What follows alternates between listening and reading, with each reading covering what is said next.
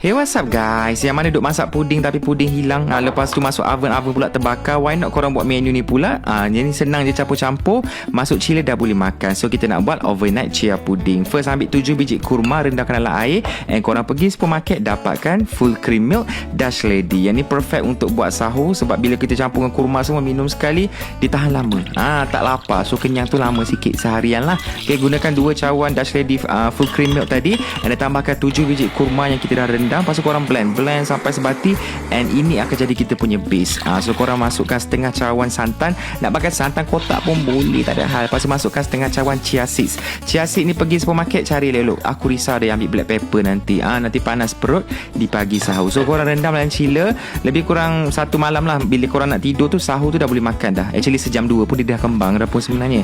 Lepas letak dalam mangkuk and boleh serve. Yang ni the best part, kita letak kita punya topping. First kita letak pisang, letakkan peanut butter, lepas tu letakkan chocolate chip. Ni my favourite, sangat sedap rasa dia. And tambahkan hirisan kurma pun boleh.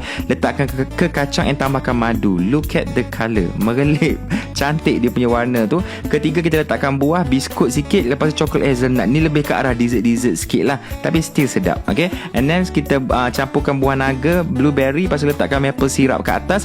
Kalau tak jumpa, letak madu pun boleh. And last sekali kita buat macam apple pie. Kita letakkan apple hijau, letak cinnamon sikit, lepas tu letak granola sikit, settle. Ni baru 5 flavor, banyak lagi boleh buat sebenarnya. Lepas tu campak-campak, dah boleh makan. Tak perlu masak, tak perlu kukus, tak perlu hangus, tak perlu minyak masak and everything.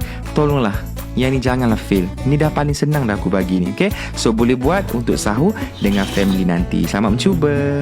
Balance rasa creamy susu, santan, and kan kita pakai kurma kat dalam, so manis dia just nice lah. So boleh buat try untuk sahur nanti and makan kenyang-kenyang. Okay, selamat mencuba.